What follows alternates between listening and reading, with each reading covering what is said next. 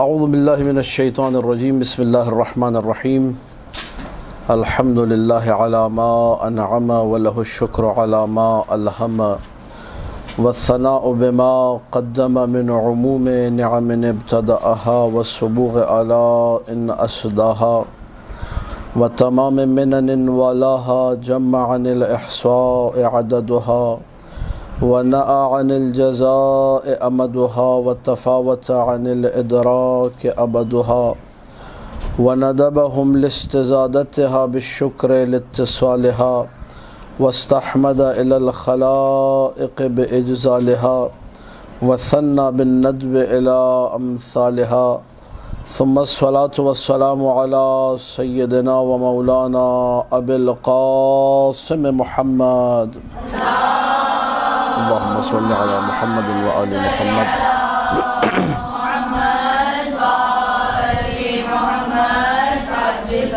وآله الطيبين الطاهرين المعصومين المظلومين المنتجبين الأخيار ولعنة الله على أعدائهم الأشرار أما بعد فقال الله تبارك وتعالى في كتابه المبين بسم الله الرحمن الرحيم ويقول الذين كفروا لست مرسلا قل كفى بالله شهيد بيني وبينكم ومن عنده علم الكتاب. باواز بلند صلوات پڑھ دیجئے.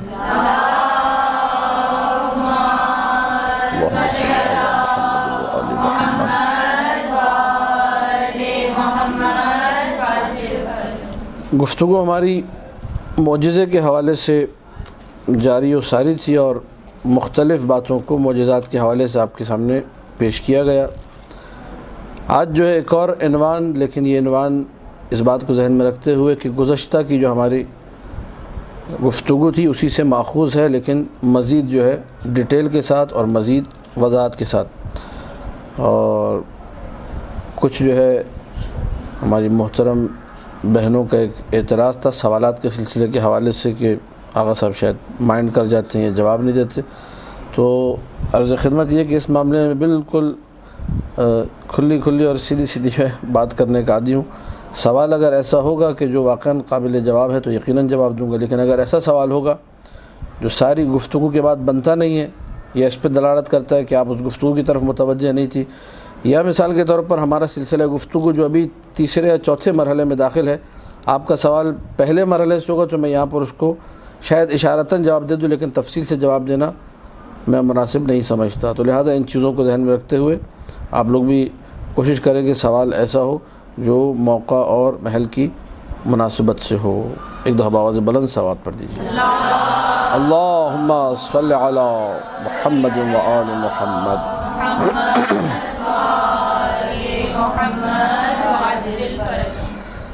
آج کی جو ہماری گفتگو ہے اس کا عنوان ہے کہ ہمارے جو ائمہ سلام اللہ علیہم ہیں وہ تمام ان معجزات پر قادر ہیں جو انبیاء علیہم السلام کے تھے. پہلے نبی سے لے کر آخری نبی تک 1,24,000 انبیاء مشہور قول ہے، یا جو بھی تعداد ہے انبیاء کی 1,48,000 3,60,000 جتنے بھی نبی تھے، ان تمام انبیاء کے جو معجزات تھے الف سے لے کر یہ تک ہر معجزے پر ہمارا امام قادر ہے. یہ آج کا ہمارا عنوان اور ٹاپک ہے، اور اس کو ہم نے احادیث کے ذریعے سے اور معصومین کے فرامین کے ذیل میں انشاءاللہ بیان کرنا ہے. تو حوالہ لکھ لیجئے، لازمی طور پہ اس کو نوٹ کر لیجئے. بہار الانوار کی 27ویں جلد صفحہ نمبر 29، وہاں پر ایک پورا باب ہے، 13واں باب ہے اس کتاب کا، جس کا عنوان یہ ہے کہ انہم یقدرون علی احیاء الموتى و ابراء الاکمہ والابرص وجمیع معجزات الانبیاء علیہم السلام.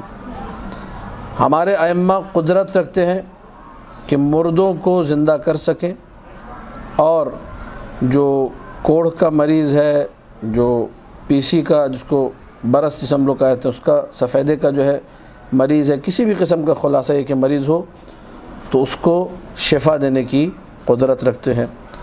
اور جتنے انبیاء کے معجزات تھے ان تمام معجزات کو انجام دینے کی ہمارے ائمہ صلاحیت رکھتے ہیں. یہ ٹاپک ہے، اسی حوالے سے ہم نے گفتگو کرنی ہے.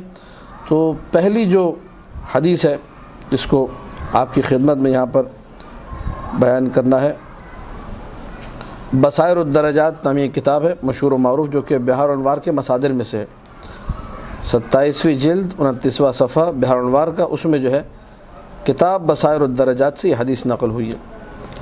ان الثمالی، ابو حمزہ صومالی، آپ سب لوگ اچھے طریقے سے جانتے ہیں ان کو کہ ابو حمزہ صومالی جو ہے کیا ان کا مقام عظیم تھا ائمہ کی نگاہ میں۔ ان کا اصلی نام ثابت ابن دینار تھا، کنیت ان کی ابو حمزہ صومالی تھی۔ تو ابو حمزہ صومالی جنہوں نے ایک اچھا خاصا اپنا وقت گزارا ہے امام زین العابدین علیہ السلام کے ساتھ۔ اللہم صلی علی محمد و آل محمد۔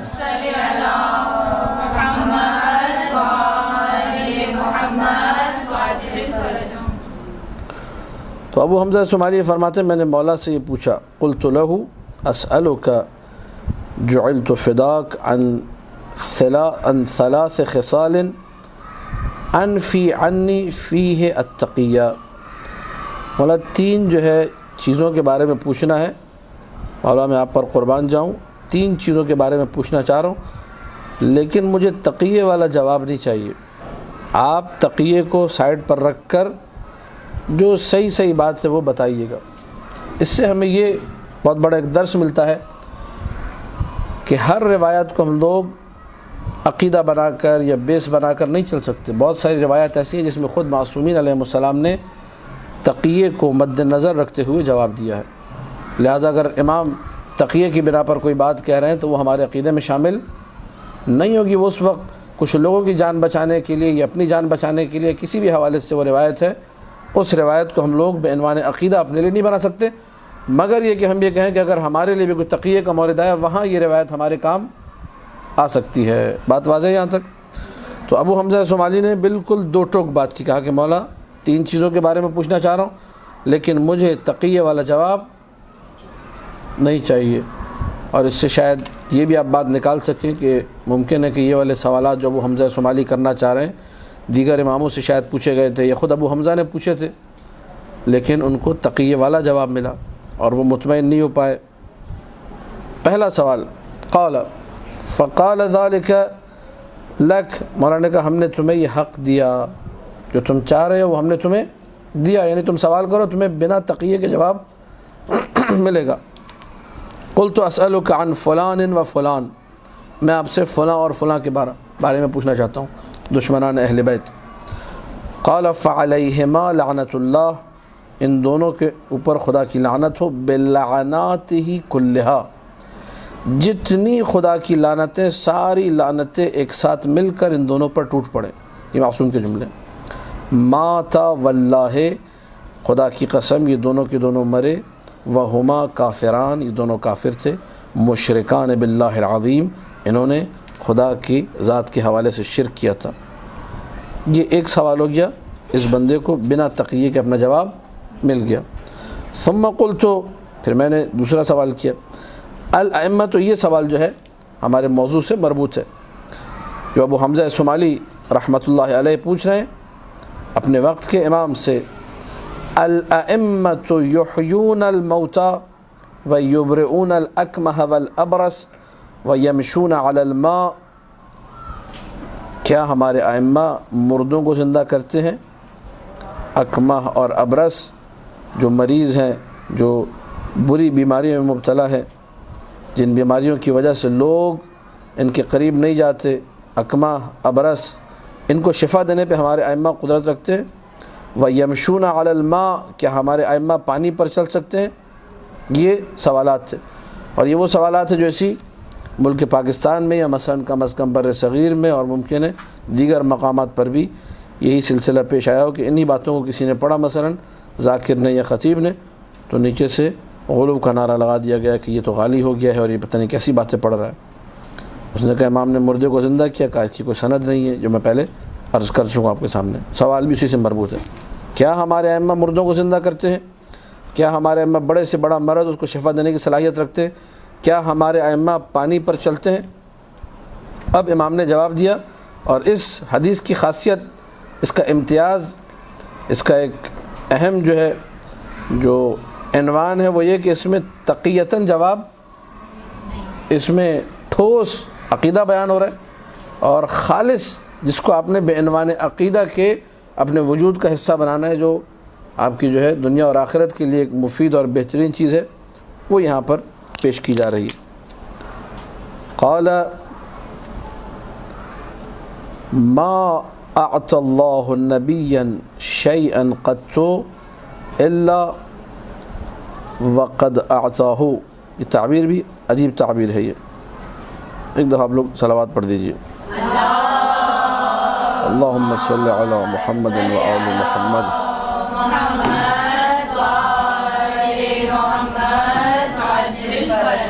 اس کے لیپ ٹاپ کے جو مسئلے ہیں،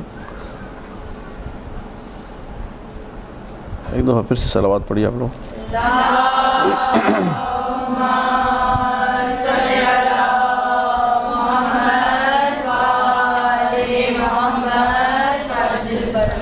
قال ما اعطى الله نبيا شيئا قط الا وقد اعطاه محمدا صلی اللہ علیہ وآلہ واعطاه ما لم يكن عندهم۔ اللہ نے جو کچھ دیگر انبیاء کو دیا ہے، یہاں پہ تعبیر کچھ اور ہے لیکن میں محاورتاً ترجمہ کروں، دیگر جتنے بھی نبی تھے ان کو جو کچھ اللہ نے دیا ہے وہ سارا کچھ محمد مصطفیٰ صلی اللہ علیہ وآلہ وسلم کو دیا ہے۔ اللہم صلی علی محمد و آل محمد۔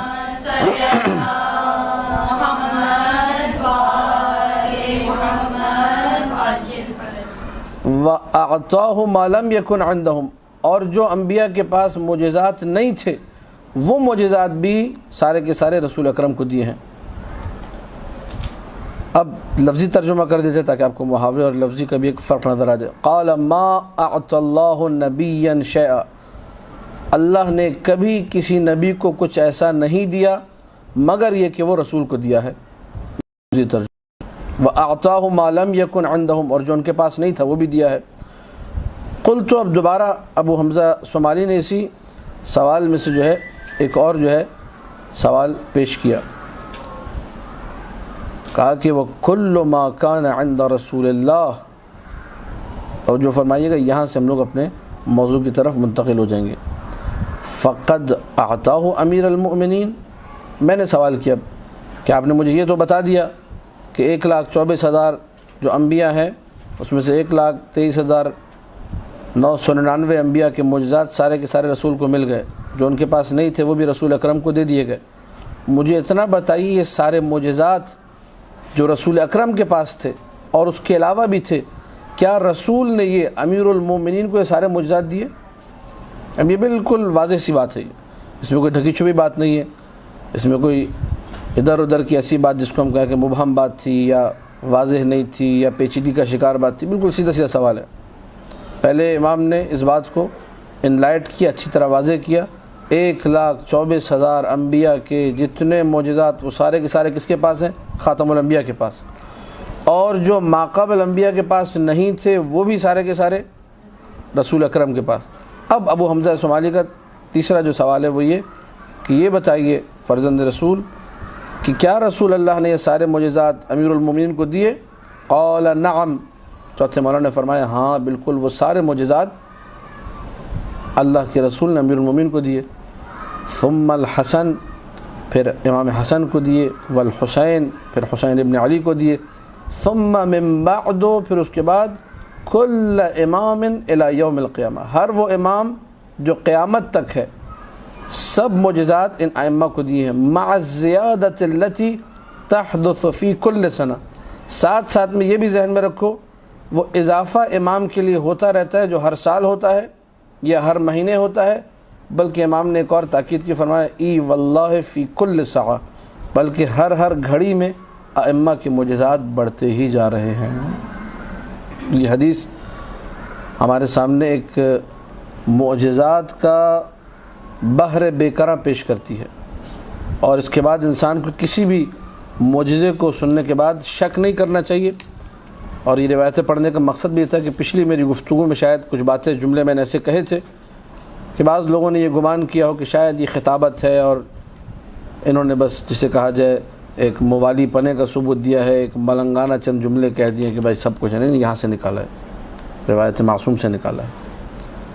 ہر چیز جو معجزہ آپ کے سامنے آئے، آپ یاد رکھیں کہ آپ کی عقل کی بساط چھوٹی ہے، معصومین علیہم السلام کے معجزات کا دائرہ اس سے کہیں زیادہ وسیع ہے۔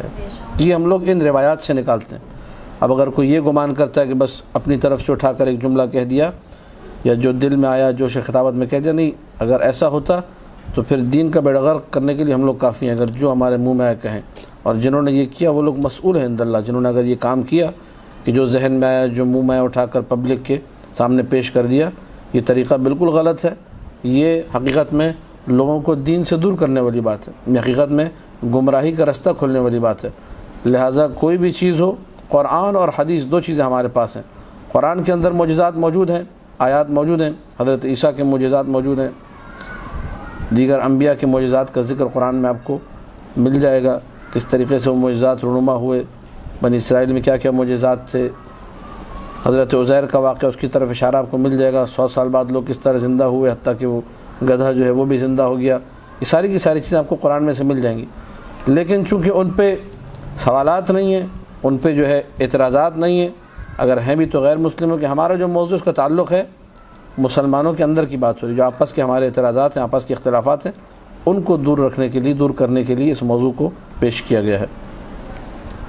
اب چونکہ اسی باب کے اندر، اسی چیپٹر میں ایک ایسی روایت ہے جس میں معجزے کا بھی ذکر ہے، اور ایک سائڈ پر ایک اور اچھا نقطہ ہے جو بہت سارے لوگوں کے ذہنوں میں ایک سوال کا جواب بھی اس میں آ جائے گا۔ تو قبل اس کے کہ اس روایت کو پڑھیں آپ لوگ اپنے، جسے کہا جائے عقول کی وسعت کے لیے، اور ہضم میں ایک ہاضمہ ہوتا ہے، اس سے کھانا ہضم ہوتا ہے، اور ایک ہاضمہ اس سے احادیث ہضم ہوتی ہیں، مطالب ہضم ہوتے ہیں، اس ہاضمے کے لیے ایک دفعہ بآواز بلند صلوات پڑھ دیجئے۔ اللہم صلی علی محمد و آل محمد۔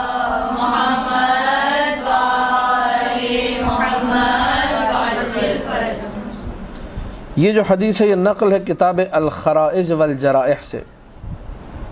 الخرائج والجرائح کتاب ہے قطب الدین راوندی کی، اور معجزات کی بہترین کتب میں سے ایک کتاب ہے الخرائج والجرائح۔ یہ وہ کتاب ہے کہ جس کا ہمارے علماء اور ان سے پیچھے ان کے شیوخ، اس سے ماقبل وہ اساتذہ جنہوں نے کتابیں لکھی عقائد کی، وہ سفارش کیا کرتے تھے اپنی عقائد کی کتابوں میں کہ اگر آپ نے معجزات کو تفصیل سے پڑھنا ہے تو اس کتاب کا آپ لوگ مراجعہ کیجیے، کیونکہ عام طور پہ عقائد کی کتابوں میں معجزات کی ڈیٹیل بیان نہیں ہوتی، لمبے چوڑے تفصیلی معجزات بیان، گنتی کے انگلی پہ جن کو گنا سکے چند معجزات، 1 2 3 معجزات ذکر کر کے کہ ہاں بھائی ائمہ کے لیے معجزات ہیں، آگے بڑھ جاتے ہیں۔ اور وہ پڑھنے والا بعض اوقات یہ سمجھتا ہے کہ بس شاید یہی ہیں اور اس کے علاوہ کوئی معجزہ نہیں، ایسا نہیں ہے، سینکڑوں معجزات ہیں، سینکڑوں لفظ بھی چھوٹا ہے، اس سے کہیں زیادہ معجزات ہیں۔ انسان مطالعہ کرے تو اس کے سامنے آئیں گے۔ مثلا ابھی آج ہی جب میں بیٹھ کے صبح اس درس کے لیے مطالعہ کر رہا تھا تو ایک عبارت نگاہ سے گزری کہ رسول اکرم کے جو معجزات ہیں وہ 4440 جو موجود ہیں کتابوں کے اندر۔ اب اگر آپ مجھ سے پوچھیں گے کہ آپ کو کتنے آتے تو میں شاید آپ کو 40 بھی نہ سنا سکوں، تو میرا 40 نہ سنا سکنا دلیل نہیں ہے کہ 4400 باقی کے نہیں ہیں۔ بات واضح ہے، میں کم علم ہوں، میرا مطالعہ کم ہے، میں نے اس موضوع پہ کام نہیں کیا، جس نے اس موضوع پہ کام کیا ممکن ہے وہ آپ کو کم سے کم 1000 سنا دے مثلا، یا اس کے بعد 2000 کے حوالے موجود ہو مثلا۔ تو ہمارا کام نہ کرنا، ہمارا مطالعہ نہ رکھنا کسی چیز کے نہ ہونے کی دلیل، اور یہ انتہائی عقلی بات ہے۔ لہذا خرائج اور جرائح میں روایت جو ہے موجود ہے عن ابی بصیر، ابو بصیر امام کے اصحاب میں سے تھے، امام جعفر صادق علیہ الصلوۃ والسلام کے۔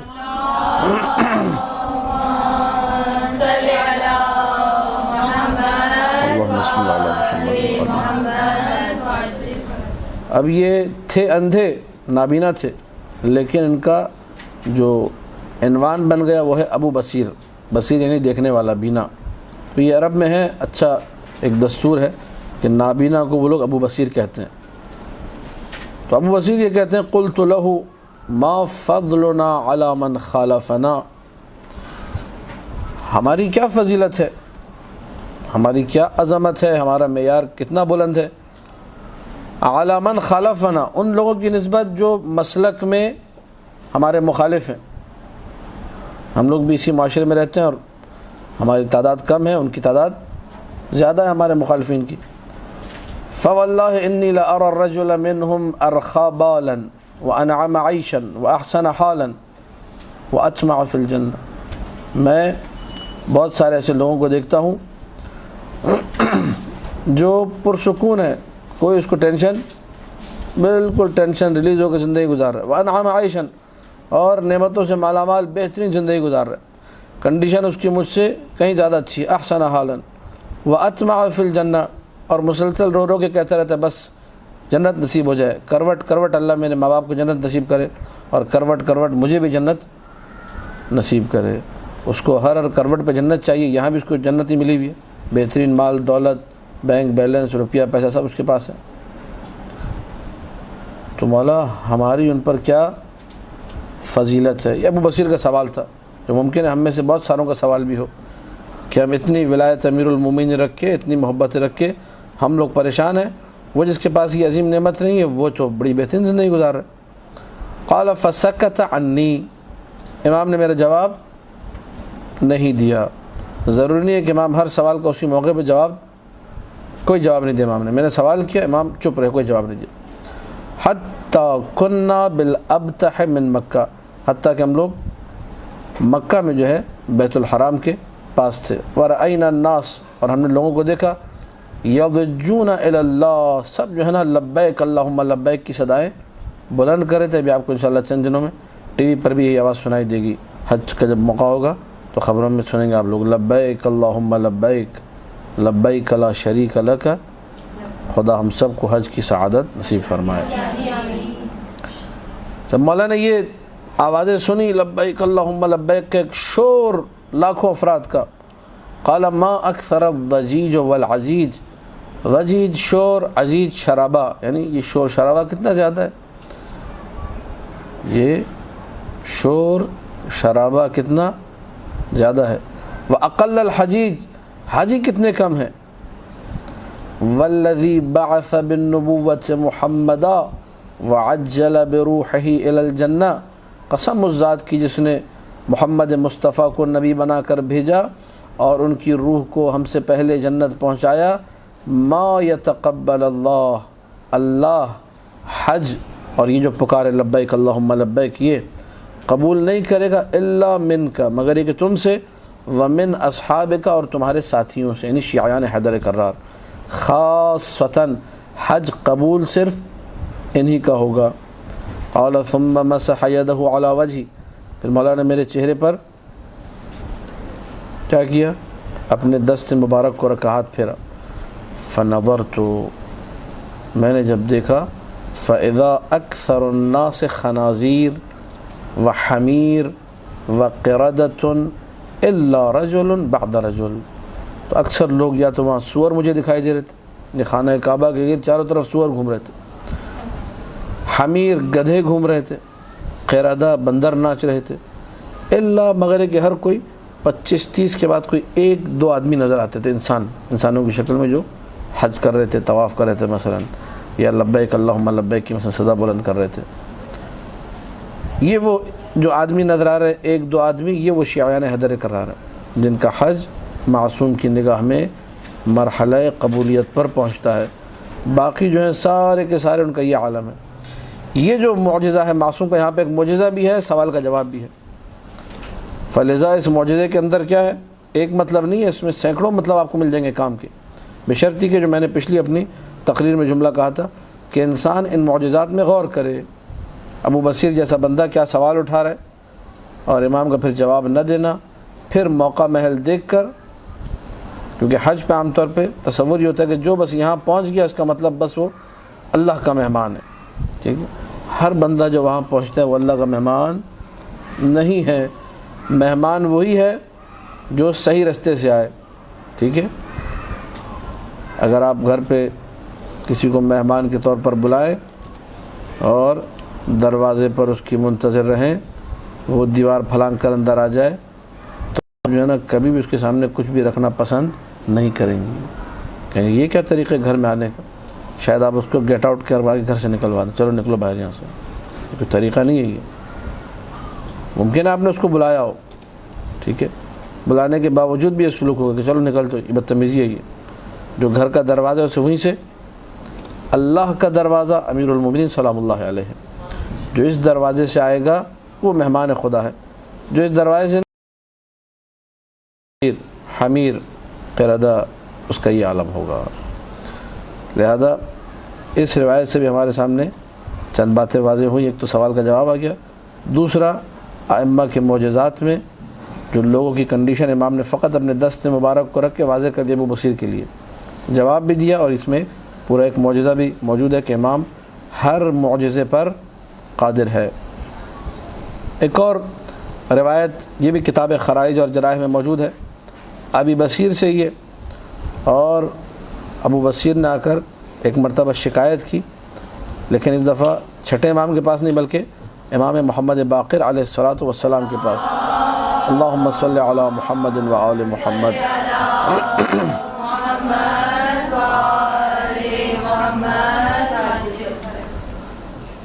قلت لأبی جعفر, ابی جعفر یہ آپ کو یاد ہونا چاہیے, آپ لوگ طالبات سے جب بھی حدیث میں آتا ہے ابی جعفر تو مراد کون ہے؟ پانچویں مولا. اور اگر ہو ابو جعفر الثانی تو کون مراد ہوتا ہے؟ بولیے, یہ آپ لوگوں کو آنا چاہیے. تو ایک دفعہ کہا تھا میں نے امام ابو جعفر سے پوچھا, یہ اس سے کیا مراد ہے ابو جعفر سے؟ پانچویں مولا امام باقر علیہ السلام. اور ایک دفعہ کہا جاتا ہے میں نے ابو جعفر ثانی سے پوچھا, اس کا کیا مطلب ہے؟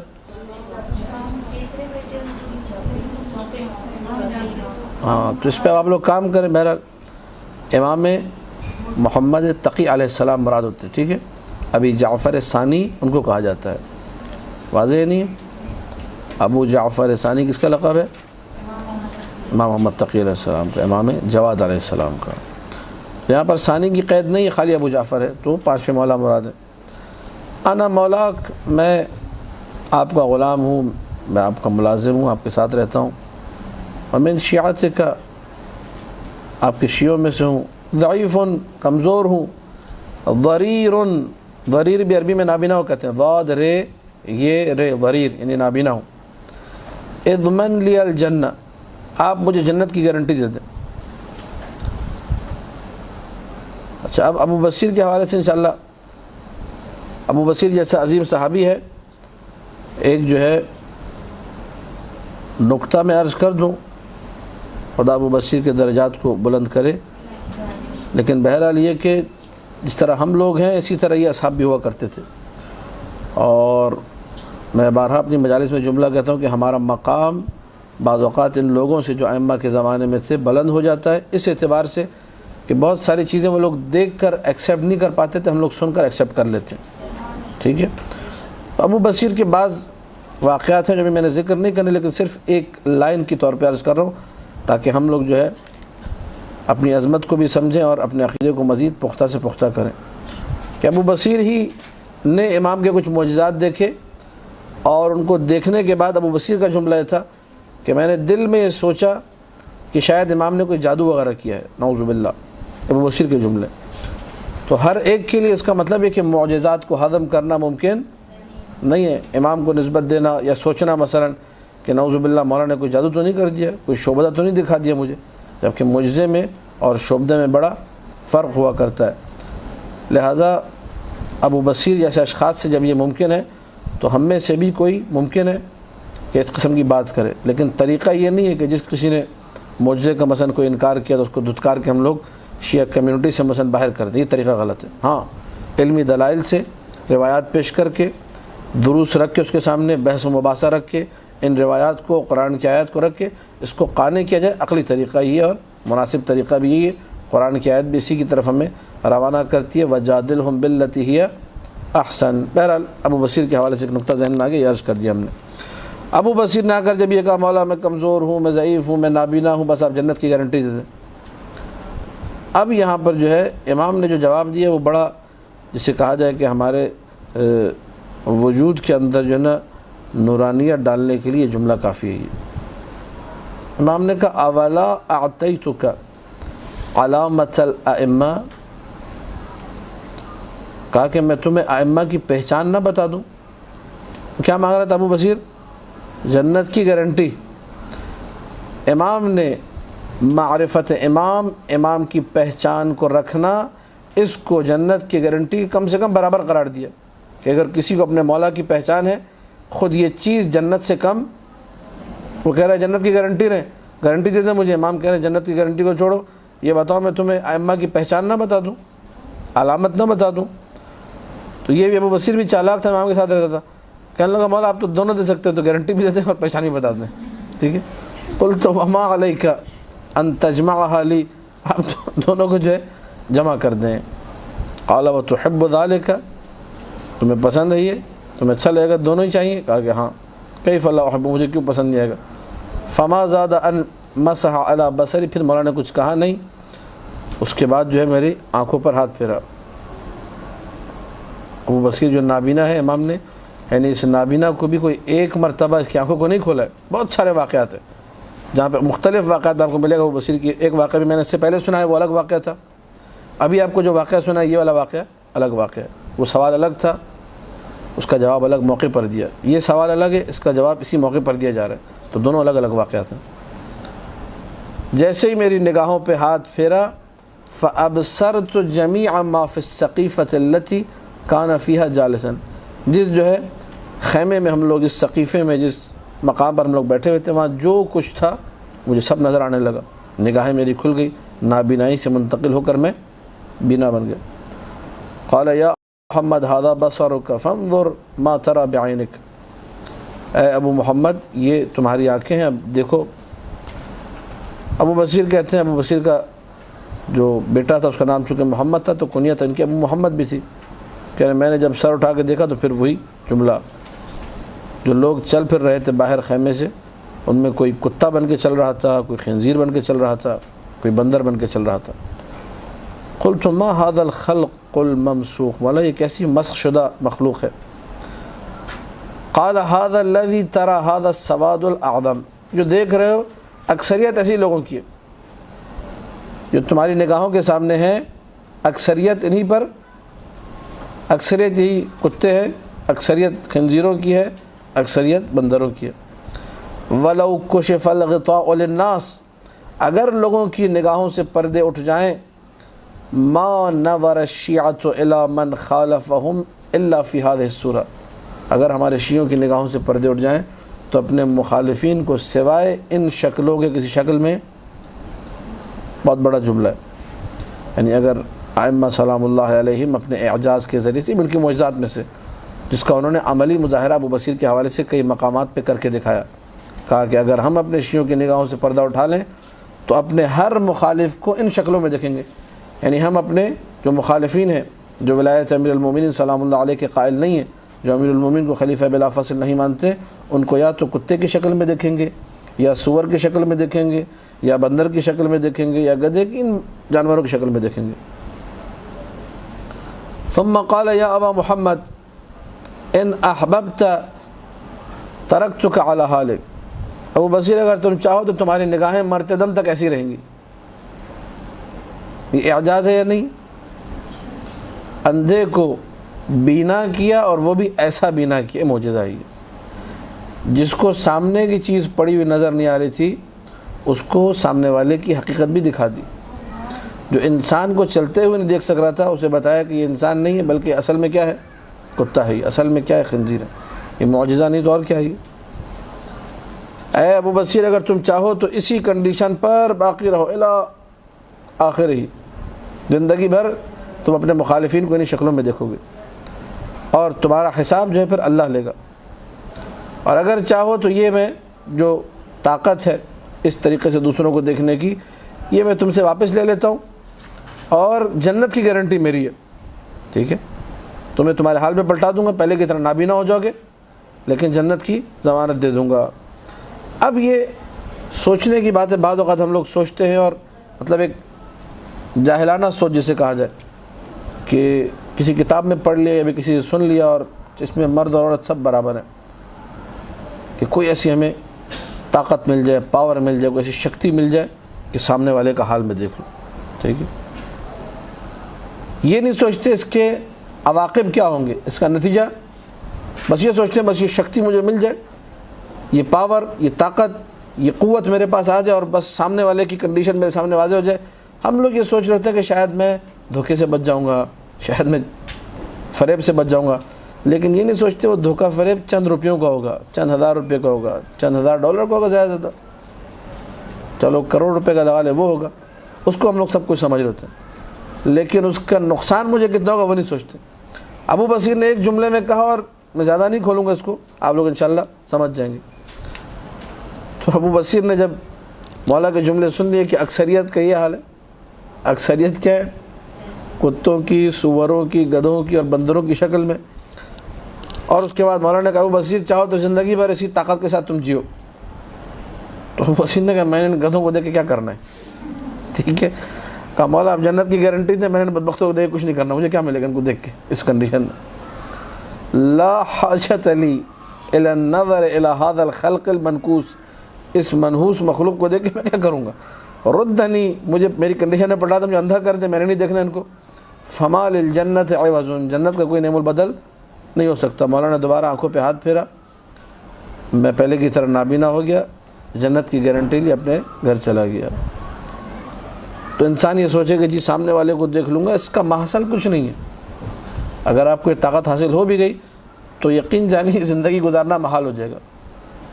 یعنی ایک دفعہ، اور خاص طور پہ خواتین کے لیے تو بالکل ہی محال ہو جائے گا، کیونکہ وہ جو چھپکلی سے ڈر رہی ہیں، جب چاروں طرف پتہ چلا کتے ہی کتے، تو پھر تو ان کا نکلنا ویسے ہی محال ہو جائے گا.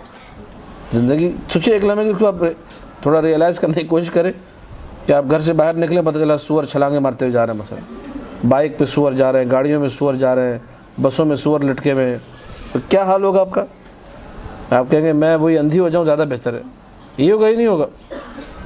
لہٰذا بہت ساری، یہ میں نے صرف اشارہ کیا، موضوع تفصیلی اگر خدا نے توفیق دی اور میرے علم میں بھی اضافہ کیا تو پھر اس کو کبھی تفصیل سے کھولیں گے اس موضوع کو، کہ بہت ساری قوتیں، بہت سارے وظائف، بہت ساری چیزیں ہم لوگ کرتے کہ یہ کروں گا تو اتنے ہزار دفعہ یہ پڑھوں گا تو وہ ہو جائے گا، اتنے 25,000 دفعہ یہ کروں گا، 25,000 پتہ نہیں لوبیا کے دانوں پہ یہ نکالوں گا عمل تو یہ ہو جائے گا، وہ کروں گا تو وہ ہو جائے گا. لیکن یہ نہیں سوچتے کہ اس کا مطلب کیا فائدہ ہونے والا ہے، حاصل کیا ہوگا.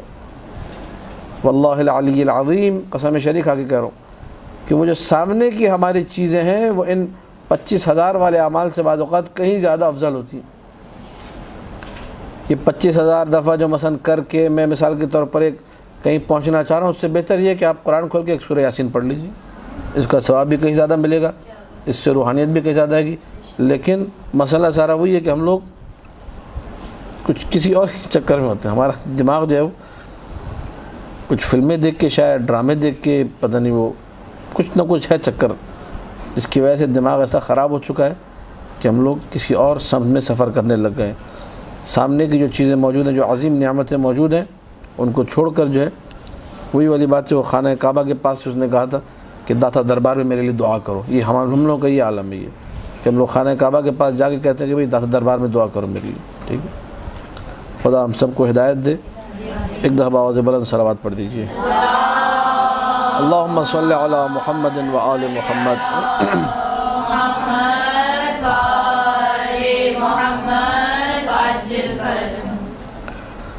ایک اور معجزہ جس میں احیاء موتا کا ذکر ہے، مردوں کو زندہ کرنا. اور انشاءاللہ جو ہے ایک سلسلہ ایسا بھی رکھیں گے کہ ہر امام کے حوالے سے 14 معصومین جو ہیں، ایک پروگرام انشاءاللہ ایک درس ایسا رکھیں گے، معصوم اول سے لے کر معصوم آخر تک ہر امام کے حوالے سے ایک ایک معجزہ حد اقل ذکر ہو کم سے کم، کہ جس میں یہ بیان ہو کہ انہوں نے مردے کو کب، کیسے، کس واقعے میں، کس روایت میں زندہ کیا. تاکہ یہ جو ہے لوگ بہت سارے چونکہ تعجب کا اظہار کرتے ہیں کہ یہ کیسے ہو سکتا ہے. ٹھیک ہے، جبکہ یہ کوئی اتنا بڑا کمال نہیں ہے، معجزہ ہے، ہم لوگ نہیں کر سکتے اس لیے کمال سمجھتے ہیں. اما ائمہ کے لیے کوئی بہت بڑی چیز نہیں ہے، انہوں نے سینکڑوں مقامات پہ ان واقعات کو انجام دیا، ان معجزات کو انجام دیا. ان لوگوں کے لیے ایک چھوٹی سی چیز ہے، اگرچہ ہمارے لیے معجزہ بھی ہے، ہمارے لیے جو ہے ایک ایسی چیز ہے کہ ہم کہتے ہیں کہ یہ مثلا سمجھتے ہیں کہ امیر المومنین کا کمال یہ ہے. نہیں، امیر المومنین کے کمالات اس سے کہیں زیادہ بلند ہیں. ایک شخص ہے، وہ امام جعفر صادق سلام اللہ علیہ کی خدمت میں آتا ہے. اللہم صلی علی محمد و آل محمد.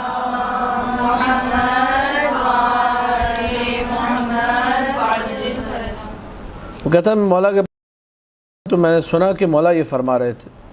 اچھا، اس سے ہمیں ایک درس ملتا ہے. مطلب جب آپ اس روایت کو پڑھیں گے کہ سلمان شلقان، ایک تو سلمان محمدی تھے، یہ سلمان شلقان ایک راوی ہے. کتاب مناقب ابن شہراشم میں روایت موجود ہے جہاں سے جو ہے اس کو نقل کیا گیا ہے. بہار کی 27ویں جلد ہے، 31واں صفحہ ہے. تو سلمان شلقان کہتا چھٹے مولا کے پاس پہنچا، بیٹھا تو دیکھا مولا یہ فرما رہے تھے. کیا فرما رہے تھے؟ یہ فرما رہے تھے کہ ہمارے جد امیر المومنین قبیلہ بنی مخزوم میں، چونکہ ان کا ایک ماموں ہونے کے اعتبار سے رشتہ تھا. آپ کو معلوم ہونا چاہیے کہ حضرت ام ہانی ان کی شادی کہاں ہوئی تھی؟ قبیلہ بنی مخزوم میں. جب قبیلہ بنی مخزوم میں شادی ہوئی تو امیر المومنین ماموں لگتے تھے، اور بنی مخزوم والے ان کے ماموں ہونے کے اعتبار سے ان کے بھانجے لگتے تھے. تو ایک نوجوان قبیلہ بنی مخزوم کا آیا امیر المومنین سے ملنے کے لیے. یہ اسٹوری، یہ واقعہ چھٹے امام بیٹھ کر سنا رہے ہیں لوگوں کو. فقال یا خال، خال یعنی ماموں، خالہ، ٹھیک ہے. خال اور خالہ آپ کو پتہ ہے، ماں کی جو بہن ہے وہ خالہ ہے، اور ماں کے بھائی کو کیا کہتے ہیں؟ خال. عربی میں خال کہتے ہیں. اردو میں ایک تو خال ہے، خد و خال، وہ جو چہرے پر خال ہوتا ہے وہ خال الگ ہے. یہ عربی والا خال ہے. عربی والا خال یعنی ماموں. اسی میں گول تے لگا دیں گے مؤنث کی تو خالہ بن جائے گا. خال اور خالہ یعنی ماموں اور خالہ، یوں سمجھ لیجیے. فقال یا خال، اے ماموں، ان اخی و تربی مات، میرا بھائی اور میرے بچپن کا ساتھی جو ہے وہ مر گیا. وقد حزنت علیہ حزنا شدیدا، اور میں بہت ہی غمگین اور بہت ہی حزین ہوں. فقال له تشتہی ان تراہ، تمہارا دل چاہ رہا ہے اپنے بھائی کو دیکھو؟ قال نعم، جی ماموں جان بالکل دل چاہ رہا ہے. قال فارنی قبرہ، قبر پہ لے کے چلو. فخرج وتقنع برداء رسول اللہ صلی اللہ علیہ وآلہ المستجاب. مجھے کہا کہ وہ دکھاؤ قبر کہاں ہے. میں ساتھ چلا تو اللہ کے رسول کی ایک ردا تھی جس کا نام تھا مستجاب. اس کو اپنے کندھوں پہ ڈالا اور چل پڑے. فلما انتہى الی القبر، جب قبر پہ پہنچے، تکلم بشفتہ، میں نے دیکھا امام کے لب ہل رہے ہیں، لب ہلے. ثم رکضہ برجلہ، اس کو لکھ لیجئے، جملے کو لکھ لیجئے. رکض، را ڈنڈی والی کاف، ضاد اور ہے آخر میں، رکضہ برجلہ، ثم رکضہ برجلہ، برجلہ. رکض بالرجل، رکض کہتے ہیں ٹھوکر مارنے کو. اسے کہتے ہیں رکض برجلہ. پھر مولا نے ٹھوکر ماری. تو یہ جو خطباء کرام کہتے ہیں کہ مولا نے ٹھوکر ماری اور مردہ زندہ کر دی، خطبہ اپنی طرف سے نہیں کہتے، معصوم کا جملہ. یہ چھٹے امام کی تعبیر ہے. یہ اگر شعراء کرام اس کو استعمال کر رہے ہیں، قصیدہ خوان اس کو استعمال کر رہے ہیں تو بالکل درست ہے. حدیث معصوم میں بعینہ یہی تعبیر ہے، اور آپ چاہیں تو لغت میں جا کر چیک بھی کر سکتے ہیں. رے کاف ضاد، یہ المجد لغت میں دیکھیے کہ اس کا معنی کیا ہے. رکض، رکض برجلہ، مولا نے ٹھوکر ماری. فخرج من قبرہ، ادھر قبر پہ ٹھوکر مارنا تھی، قبر سے وہ بندہ نکلا. اس کا مطلب قبر خود بخود پھٹی ہوگی اور وہ بندہ باہر آ گیا. وہو یقول، ومیگے، ٹھیک ہے، یا ومیگا مثلا. فارسی میں بات کر رہا تھا وہ، عربی میں بات. بندہ عرب تھا، مرا عربی زبان بولتے ہوئے. جب اس کو ٹھوکر مار کے قبر سے نکالا گیا تو پتہ چلا کہ وہ فارسی بول رہا ہے، بلسان الفرس، فارسی زبان بول رہا تھا. فقال له علی علیہ السلام الم تمت وانت رجل من العرب، جب تم مرے تھے کیا عربی نہیں بولتے تھے؟ عربوں میں تمہارا شمار نہیں ہوتا تھا؟ فقال بلا، جی جب مرے تھے تو عربی مرے تھے. ولکننا متنا علی سنت فلان و فلان، لیکن جب ہم مرے تو ان کے عقیدے پہ مرے تھے، فلاں اور فلاں کے. فانقلبت السنتنا، تو ہماری زبانیں چینج ہو گئی. اور یہ آپ کے ذہن میں ہونا چاہیے، مطلب لسان اہل الجنت العربی، اہل جنت کی زبان کیا ہے؟ صحیفے بھیجے عربی میں بھیجے. معصوم کا ارشاد ہے تعلموا العربیۃ فإنها کلام اللہ الذی یکلم بہ خلقہ، عربی کو سیکھو، یہ اللہ کی زبان ہے جس زبان میں اللہ اپنے بندوں سے گفتگو کرتا ہے۔ جنت کی زبان عربی، تمام صحیفوں کی زبان مثلا عربی، اللہ جس زبان میں گفتگو کرے وہ عربی، معصوم کا ارشاد عربی سیکھو۔ تو ہم لوگ جو مثلا اردو، پنجابی، سندھی، پشتو، بلوچی جو بھی بول رہے ہیں، جب مریں گے، اگر موالی امیر المومنین مریں، ہمیں اگر قبر سے اٹھائے گا تو ہم لوگ عربی بولتے اٹھیں گے انشاءاللہ، ٹھیک ہے، جو زبان ان کی۔ لیکن یہ کہ اگر عربی بھی زبان ہو اور مرے کسی اور کے عقیدے میں تو پھر زبان جو ہے چینج ہو جائے گی۔ فلذا معصوم نے ٹھوکر ماری، تکلم، جملے سنی دوبارہ، تکلم بشفتہ، قبر پہ پہنچے، لبھائے مبارک کھلے۔ اب لبھائے مبارک سے کیا کہا؟ ممکن ہے دعا کی ہو، ممکن ہے حکم دیا ہو، قم باذن اللہ مثلا کہا ہو، وہ یہاں پر عبارت میں موجود نہیں ہے۔ رکضہ بیجلے، ٹھوکر ماری، بندہ باہر آ گیا۔ ایک مردہ کو امیر المومنین نے زندہ کر دیا۔ اچھا، یہاں پر اس نے کہا نہیں تھا کہ آپ مجھے زندہ کر کے دکھائیے۔ بعض معجزات میں لوگ آ کے کہتے تھے کہ مولا آپ زندہ کر کے دکھائیے، اس میں کہا ڈیمانڈ نہیں ہے کوئی، خود سے مولا نے پوچھا۔ جب اس نے کہا کہ میں مولا بہت غمگین ہوں، بڑی یاد آ رہی ہے، تو خود سے مولا نے کہا دیکھنے کا دل چاہ رہا ہے؟ کہا کہ ہاں۔ کہا چلو قبر پہ، وہاں جا کے زندہ کیا، اس کو دکھایا۔ اور اب اس سے ہم نے درس یہ لینا ہے کہ وہ لوگ جو کہتے ہیں کہ یہ معجزات سنانے کا فائدہ کیا ہے، یہ اعتراض آپ امام جعفر صادق علیہ السلام پہ کیجیے آ کر، کہ ایک شخص کہتا ہے میں پہنچا چھٹے امام کے پاس جا کر بیٹھا تو چھٹے امام یہ سنا رہے تھے۔ کیجیے آپ اعتراض کہ مولا یہ آپ کیا سنا رہے ہیں، اس میں کون سی تبلیغ ہے، اس میں جو ہے کون سی کام کی بات ہے، اس میں کون سی جو ہے حجاب اور نماز اور روزے کی بات ہے؟ اس میں صرف اتنی سی بات بیان کی ہے کہ امیر المومنین نے مردے کو زندہ کیا تھا۔ اور میں یہاں پر یہ کہنا چاہوں گا کہ جو ان باتوں کو سننا پسند نہیں کرتا وہ بھی مردہ ہے، اسے چاہیے وہ ان باتوں کو سنے تاکہ اس کی روح زندہ ہو جائے۔